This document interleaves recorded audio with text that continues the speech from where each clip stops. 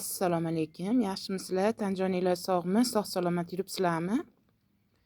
Bugun sizlarga shu nozikkina hilpirab turgan mash ko'chatlarimizni, ya'ni sepdik, chiqdi. Bu sedana, qora sedana. Bilasizlar, qora sedanani yashikka sepib qo'ygandim, idishga. O'shalardan mana petrovka qilib, ya'ni alohida qilib shu salafan qopchalarga ekib qo'ydim. Yerga ham ekkanman. Yerdagi biroz urinibroq qoldimi deyman.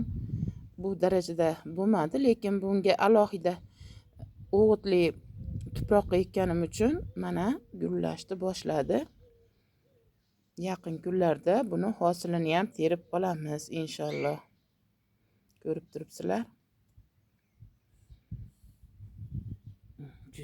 Judayam chiroyli bo'lar ekan gullari ham.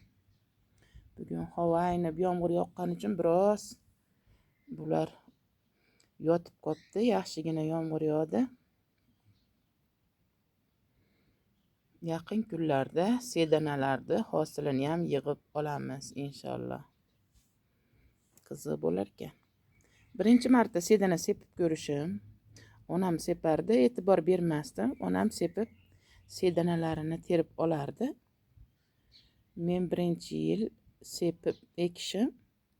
Xudo xolasa buni pishganda ham yana bir bor sizlarga ko'rsatib o'taman. Mana yerga ekib qo'yganlarim.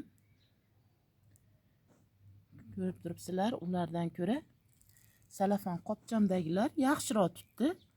Yoki bularga e'tibor bermaganman yoki quvvatsizroq yerga ekib qo'ygan bo'lishim mumkin. Keyingi safar ertaroq yerga sepib, yerda yetishtirib ko'raman. Keyinroq ekkanim uchunmi bu unchalik yaxshi tutmay qopti. Tutgan-ku, lekin amallash darajasi salafan qopchadagichalik emas. Salafan qopchadagilar mana biroz shabada bo'lib turibdi. Havo biroz sovuq. Juda ham chiroyli holatda. Gullarini ko'rmagandim. Mana yaqinroqdan ko'rsatib o'taman.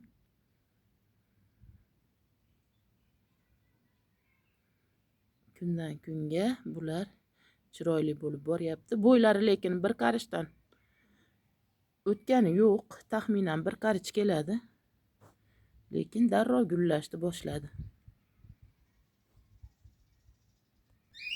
Sizlar ham birorta idishga mana shunday holatda sedanani sepib o'stirib ko'ringlar.